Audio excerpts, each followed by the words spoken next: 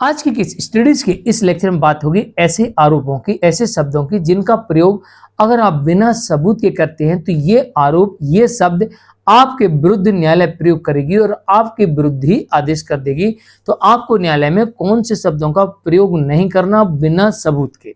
तो चलिए आज के इस स्टडीज के इस लेक्चर में आपके समक्ष एक जजमेंट रखेंगे राजस्थान हाई कोर्ट का, और इस जजमेंट के माध्यम से स्पष्ट करेंगे कि अगर आप कोर्ट जा रहे हैं और आप शिकायत दर्ज करवा रहे हैं, आपने पुलिस स्टेशन जा रहे हैं, पुलिस स्टेशन शिकायत दर्ज करवा रहे हैं, तो ये बात ध्यान रखिएगा कि जो आप आरोप लगाने वाले हैं, इन आरोपों के आपके पास सबूत होना चाहिए जो इस केस में बताए गए हैं।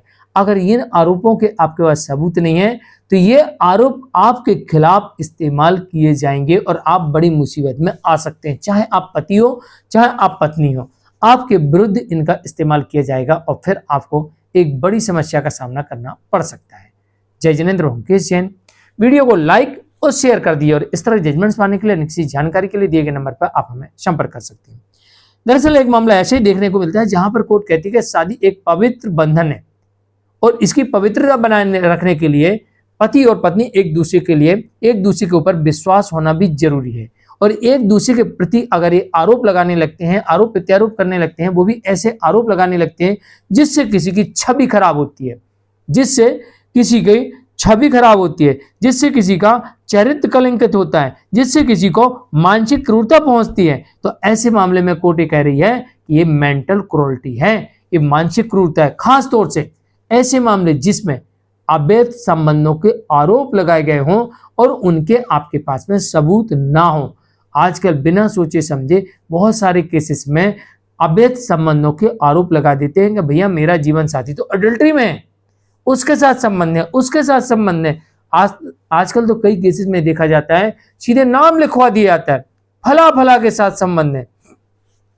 आप ये बात याद रखिएगा, आप आरोप लगाने वाले चाहे आप पति हो चाहे पत्नी हो, अगर आपने आरोप लगाया तो आपके पास सबूत होना चाहिए। अगर आपके पास इस आरोप का सबूत नहीं है तो समझ लीजिए आपने अपने लिए सबसे बड़ी मुसीबत मोल ले ली है।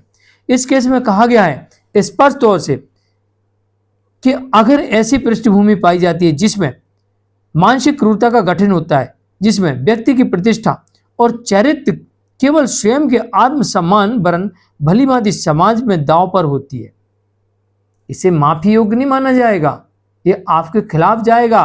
कोर्ट कह रही कि अगर आपने आरोप लगाया है कि भाई उसका किसी के साथ अवैध संबंध है, तो यहाँ पर समाज में उसकी छवि खराब हो रही, उसके आत्मसम्मान को ठेस पहुंच रही है और उसे मानसिक क्रूरता पहुंच रही है, उसका चरित्र कलंकित हो रहा है, इसलिए आपको माफ नहीं किया जाएगा, आपके विरुद्ध आदेश जाएगा।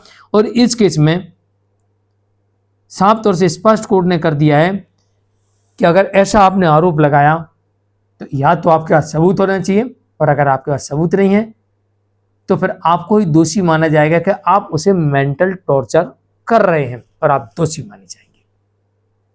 और अगर आपने सबूत दे दिए तो ये माना जाएगा कि वो आपको मेंटल टॉर्चर कर रहा था। आपने उसे अडल्ट्री के सबूत दे दिए ना, तो आपको बेनिफिट मिलेगा। और आपने अडल्ट्री के आरोप लगाकर सबूत नहीं दे पाए तो आपके खिलाफ आदेश जाएगा, ये ध्यान रखिएगा।